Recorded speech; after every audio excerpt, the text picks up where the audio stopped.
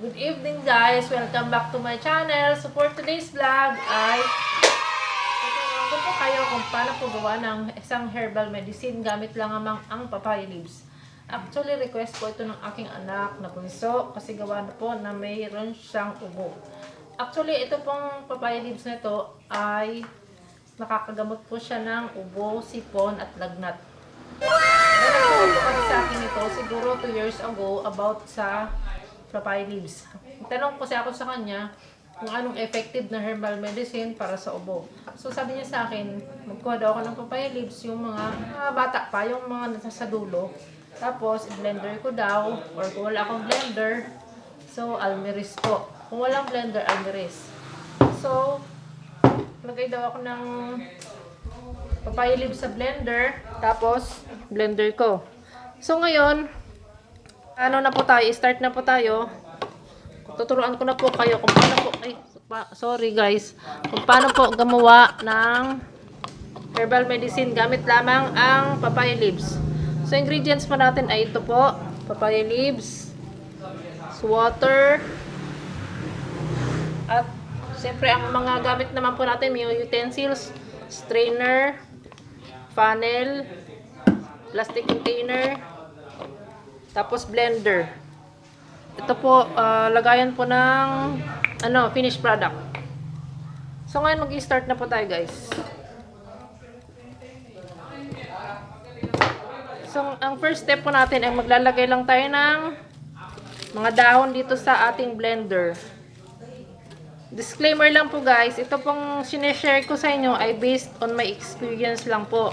So hindi ko po sinasabing gawin nyo rin sa bahay nyo.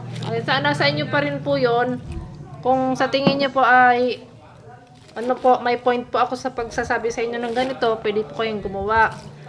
So ngayon, kasi based lang naman po sa experience. Dahil nga po sa anak ko. Sige, start na po tayo guys.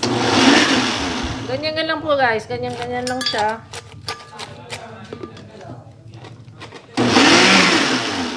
Paisa-isa lang siya kasi nag-overheat man siya guys pag tuloy-tuloy yung kanyang pag-ikot.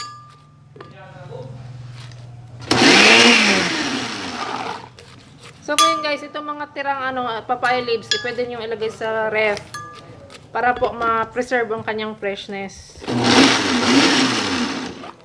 So ganyan lang po guys, lagyan nyo ng tubig at konting papaya leaves.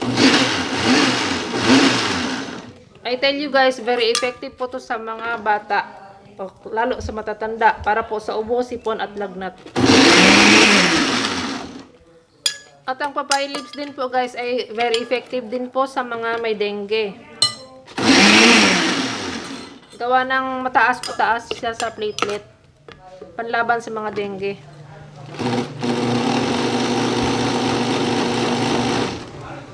Ganyan lang po siya guys.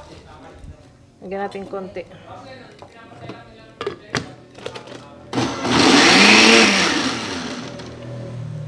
Kung guys, kung wala kayong blender sa bahay nyo or halimbawa burnout, pwede po kayong gumamit nitong almiris. Ganyan.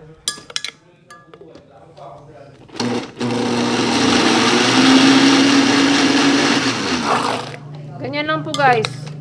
Be sure po na ma-liquefy po papaya. Mag-mix niya po sa water. Ayan. So ngayon, pag sa tingin nyo okay na siya, i-transfer naman natin sa container. So ang pinili ko pong container ay transparent para po makita nyo ang kanyang texture, ang kanyang kulay. So ito guys, medyo siya, mapakla, medyo mapait. So kung ang anak nyo ay hindi masyado magaling sa pag-inom ng mga herbal medicines, tulad nito, pwede nyo po siyang lagyan ng konting honey para po ma-disguise yung kanyang taste. Kasi medyo mapakla nga po siya, medyo mapait.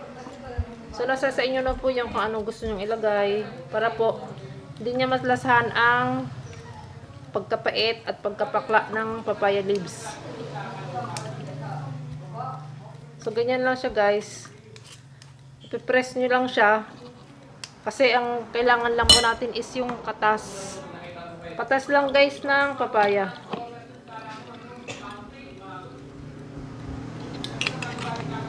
Yung anak ko dati yung nagkaano rin siya. Last nag-inom siya nito ay siguro 2 years ago nga. Nagkalagnat siya, ubosipon, sama-sama na yon.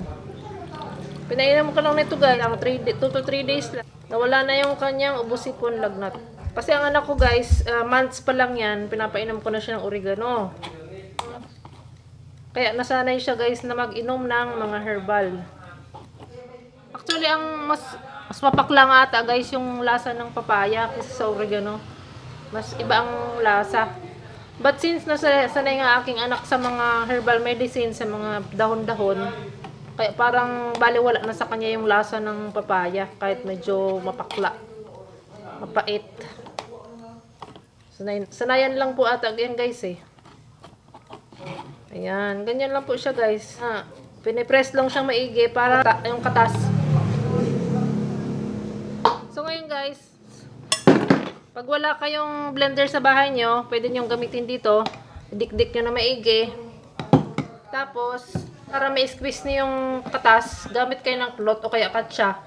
Yun. Pag na yung katas niya, yun ang ipainom nyo sa kanya. So yan guys, oh. Yan lang. Ayan. Halika na, inumin mo na to. Tubig ko ka doon.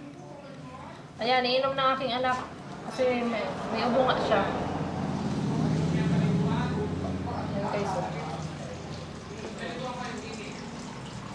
So, sabi ko nga guys, disclaimer lang, hindi po ako expert sa mga herbal medicines. Ang akin lang po ay based sa experience ko. Based lang sa experience ko guys, kung paano siya nagiinom ng mga herbal medicines. Yan, may ubo. Sige na, drink ka na. Yan, para lang siyang tinutungga. Ang lasa. Ha? Wala man lasa? Wala man daw lasa guys. Parang same thing lang, same procedure sa pag-inom ng gamot. Siyempre, kailangan mo rin ng water. Kasi, diba pag nag-inom tayo ng gamot, may water. So, same thing lang po. May water din siya para po mainom agad ng inyong mga anak.